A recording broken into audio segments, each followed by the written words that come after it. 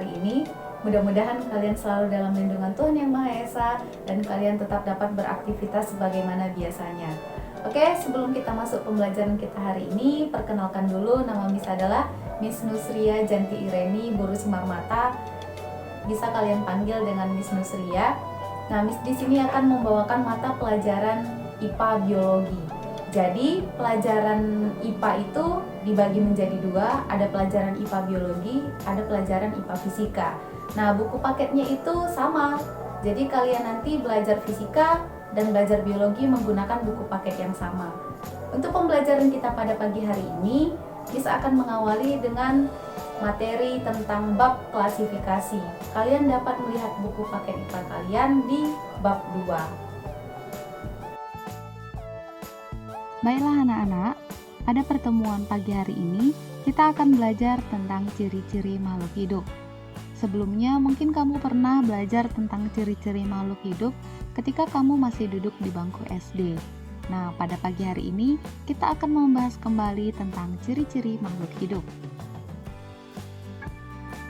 Makhluk hidup adalah makhluk ciptaan Tuhan yang memiliki ciri-ciri kehidupan. Sedangkan makhluk tak hidup atau disebut juga dengan benda mati adalah benda yang tidak memiliki ciri-ciri kehidupan. Manusia, hewan, dan tumbuhan merupakan contoh makhluk hidup yang menunjukkan ciri-ciri hidup, sehingga disebut sebagai komponen biotik. Sedangkan tanah, air, dan udara merupakan contoh benda mati yang tidak menunjukkan ciri-ciri hidup, sehingga disebut dengan komponen abiotik. Di dalam kehidupan sehari-hari, alam yang kita tinggali menunjukkan beberapa gejala akibat adanya interaksi antar komponen biotik dan abiotik. Komponen biotik adalah komponen yang hidup, sedangkan abiotik adalah komponen yang tidak hidup. Nah, interaksi antar komponen biotik dan abiotik inilah yang menyebabkan terjadinya gejala-gejala alam.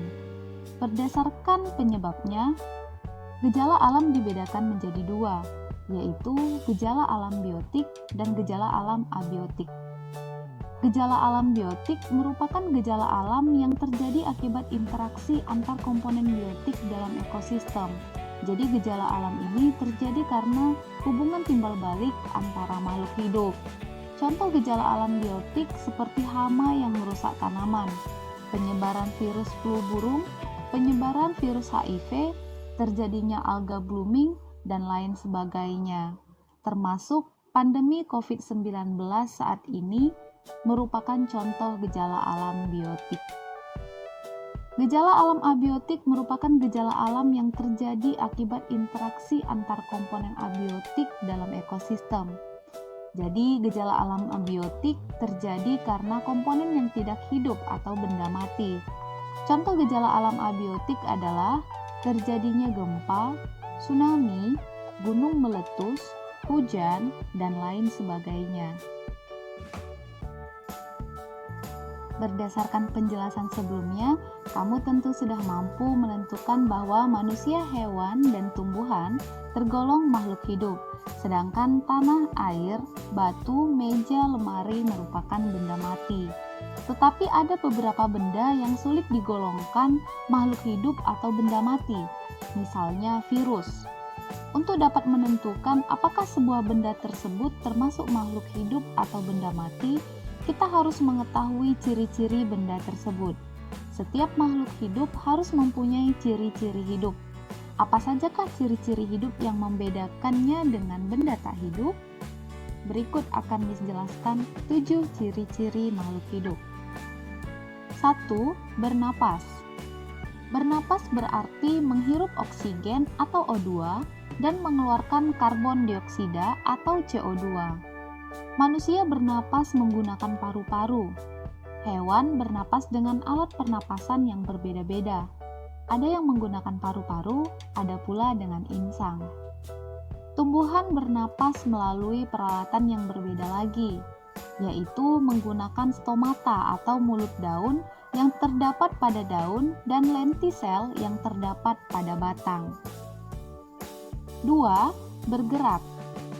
Manusia dan hewan bergerak secara aktif. karena mampu berpindah tempat, sehingga pergerakannya sangat mudah diamati.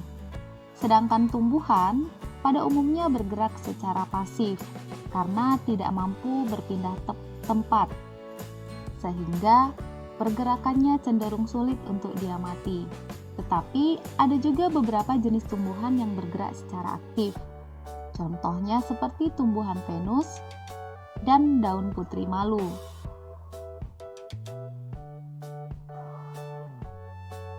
Contoh gerak pada tumbuhan yaitu pergerakan tumbuhan yang menuju ke arah cahaya matahari, gerak akar menuju pusat bumi, dan daun putri malu yang mengatup ketika disentuh.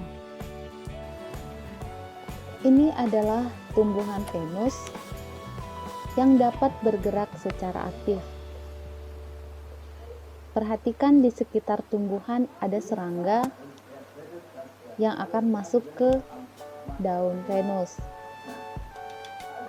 Ketika serangga tersebut masuk, maka daun tumbuhan Venus akan mengatup. Di sini terlihat jelas pergerakan tumbuhan Venus tersebut. Ini merupakan salah satu contoh gerak aktif pada tumbuhan. Tetapi tidak semua tumbuhan mampu melakukan gerakan secara aktif seperti tumbuhan Venus.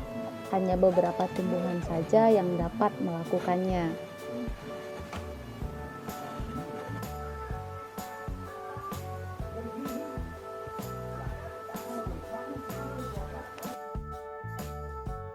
Tiga, tumbuh dan berkembang. Pertumbuhan merupakan proses pertambahan jumlah atau ukuran sel. Misalnya, seseorang bertambah tinggi atau bertambah gemuk. Tumbuhan yang semakin tinggi atau semakin besar. Hal tersebut dapat terjadi karena jumlah sel atau ukuran selnya menjadi bertambah. Berbeda halnya dengan pertumbuhan, perkembangan merupakan proses menuju ke arah dewasa. Perkembangan pada manusia misalnya perubahan pola pikir, munculnya jakun dan kumis pada pria, dan lain sebagainya. Perkembangan pada tumbuhan misalnya munculnya bunga dan buah. 4. Iritabilitas atau peka terhadap rangsangan. Baik manusia, hewan, maupun tumbuhan memiliki sifat peka terhadap rangsangan, atau sering juga disebut dengan iritabilitas. Misalnya gerak refleks pada manusia saat melihat lampu sorot. Jika kamu melihat lampu yang silau, maka secara spontan kelopak mata kamu akan menutup. Hal ini menunjukkan bahwa kita peka terhadap rangsangan. Pada tumbuhan misalnya, daun putri malu mengatup saat disentuh. Rangsangan yang diterima dapat berupa cahaya, sentuhan, atau lain sebagainya. 5. Bereproduksi atau berkembang biak. Semua makhluk hidup mampu berkembang biak. Tujuan berkembang biak adalah untuk meneruskan atau memperbanyak keturunannya. Jika suatu makhluk hidup tidak mampu berkembang biak, maka makhluk hidup tersebut populasinya akan menurun dan lama-kelamaan akan punah. Contoh makhluk hidup yang telah mengalami kepunahan atau hampir punah seperti harimau Sumatera dan gajah Sumatera. Manusia berkembang biak dengan cara melahirkan, sedangkan hewan berkembang biak dengan cara yang berbeda-beda.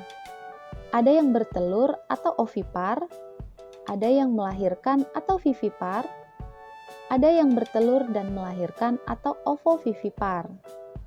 Contoh hewan yang bereproduksi dengan cara bertelur adalah bebek, ayam, dan berbagai jenis burung. Contoh hewan yang berkembang biak dengan cara melahirkan adalah sapi, kambing, kelinci, marmut, dan lain sebagainya. Contoh hewan yang bertelur dan melahirkan adalah ular. Tumbuhan berkembang biak dengan cara vegetatif atau generatif. Perkembangbiakan secara vegetatif merupakan perkembangbiakan secara tidak kawin. Perkembangbiakan secara vegetatif ini dapat terjadi secara alami atau dengan bantuan manusia.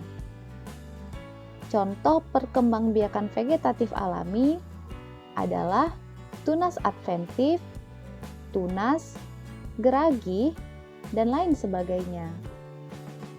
Sedangkan perkembangbiakan secara vegetatif buatan seperti cangkok, stek, okulasi, dan lain sebagainya.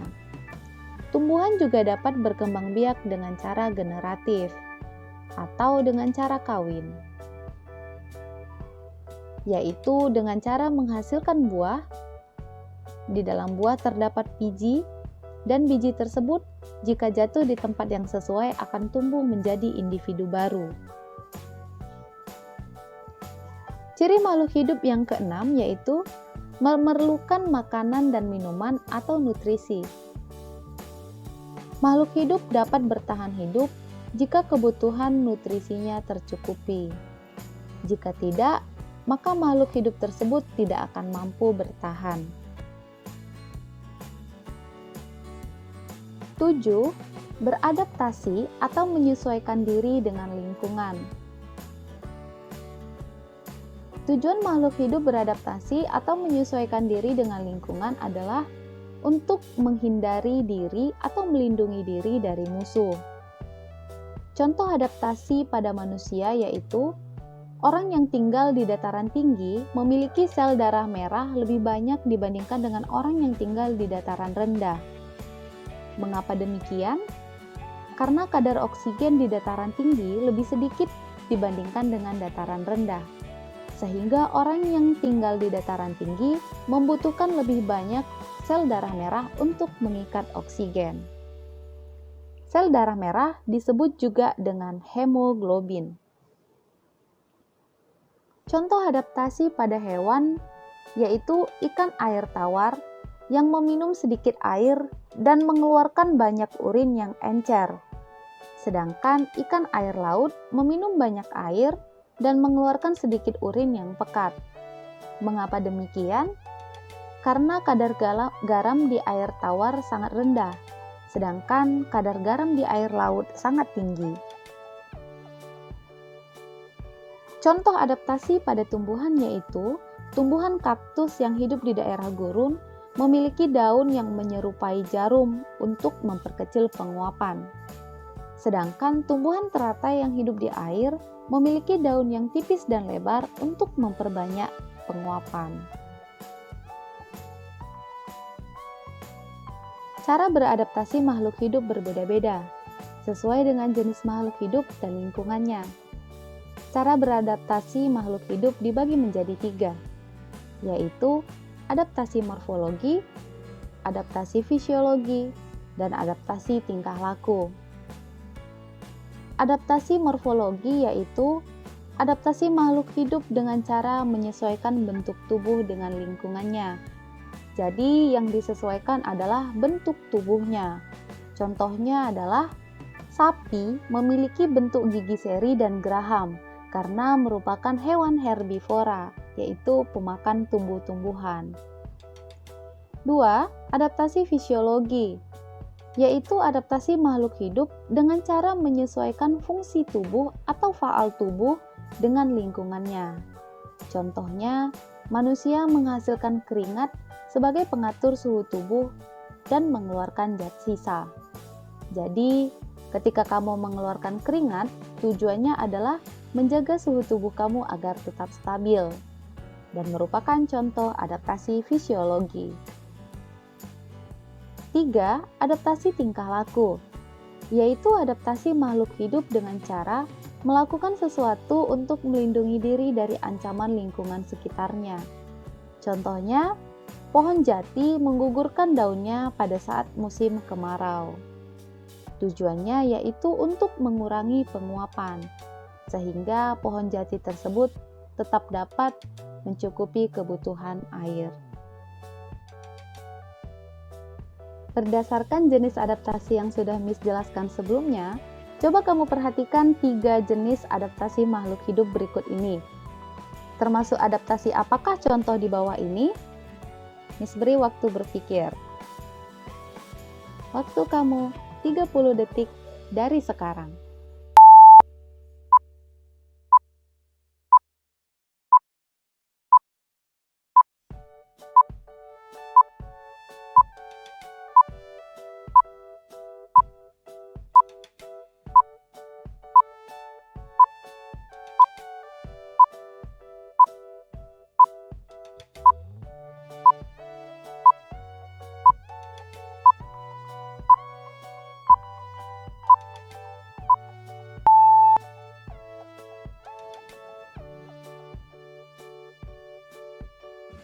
Nah, sekarang kita cek jawaban kamu. 1. Orang yang tinggal di dataran tinggi memiliki sel darah merah lebih banyak dibandingkan dengan orang yang tinggal di dataran rendah. Ini merupakan contoh adaptasi fisiologi, karena sel darah merah merupakan salah satu faal atau fungsi dalam tubuh, sehingga tergolong ke dalam adaptasi fisiologi. 2. Ikan air tawar minum sedikit air dan mengeluarkan banyak urin, sedangkan ikan air laut meminum banyak air dan mengeluarkan sedikit urin. Ini merupakan contoh adaptasi tingkah laku, karena dilakukan oleh ikan itu sendiri. 3. Tumbuhan kaktus yang hidup di daerah gurun memiliki daun yang menyerupai jarum, sedangkan tumbuhan teratai yang hidup di air memiliki daun tipis dan lebar. Ini merupakan contoh adaptasi morfologi karena berhubungan dengan bentuk tubuh. Apakah jawaban kamu semuanya benar? Miss harap semua jawaban kamu bisa benar.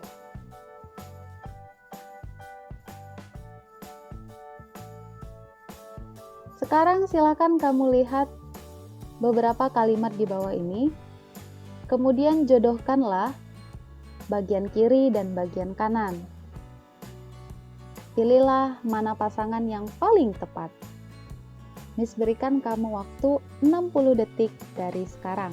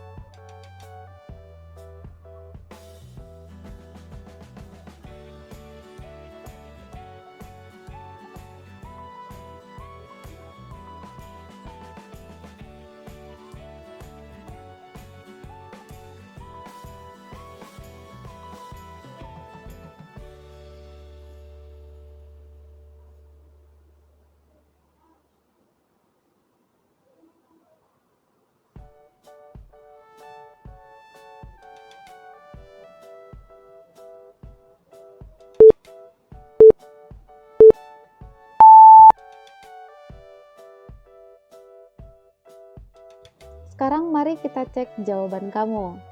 Pasangan yang tepat adalah 1. Kemampuan makhluk hidup untuk menyesuaikan diri dengan lingkungannya. Itu merupakan pengertian adaptasi. Jawaban yang benar adalah bagian D. 2. Bunglon yang mengubah warna tubuhnya sesuai dengan tempat hinggapnya. Merupakan contoh adaptasi tingkah laku. Jawaban yang tepat adalah C.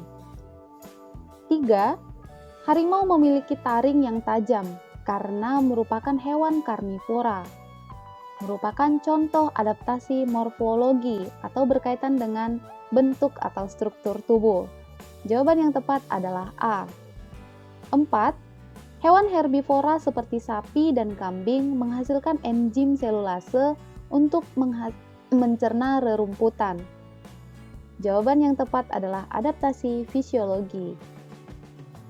Apakah kamu menjawab pertanyaan dengan benar semua? Bagus sekali.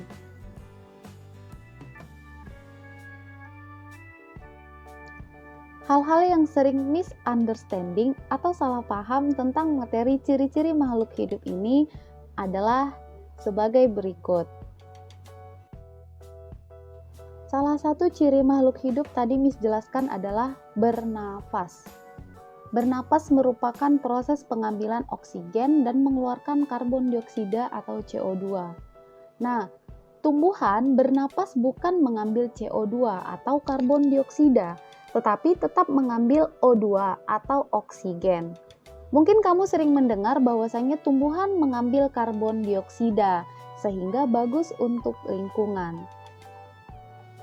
Sebenarnya, tumbuhan memang benar mengambil karbon dioksida. Tumbuhan mengambil karbon dioksida tersebut pada siang hari untuk proses fotosintesis. Jadi, karbon dioksida yang diambil oleh tumbuhan bukan untuk proses pernapasan, melainkan untuk proses fotosintesis. Sedangkan untuk proses pernapasan, tumbuhan tetap mengambil oksigen. Proses pernapasan pada tumbuhan dilakukan pada malam hari, sehingga kamu tidak boleh meletakkan tumbuhan di ruang tertutup atau kamar pada malam hari, karena kamu akan berebut oksigen dengan tumbuhan tersebut. Selain itu, pada malam hari, tumbuhan juga menghasilkan karbon dioksida sebagai hasil buangan dari proses pernapasannya, sehingga kamu juga dapat keracunan karbon dioksida.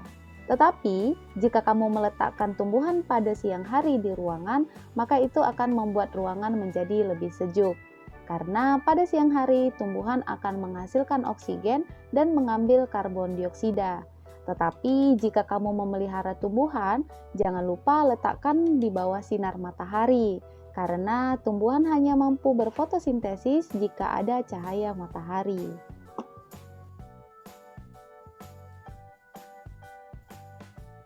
Berdasarkan pembelajaran kita pada hari ini, maka dapat kita simpulkan ciri-ciri makhluk hidup ada 7.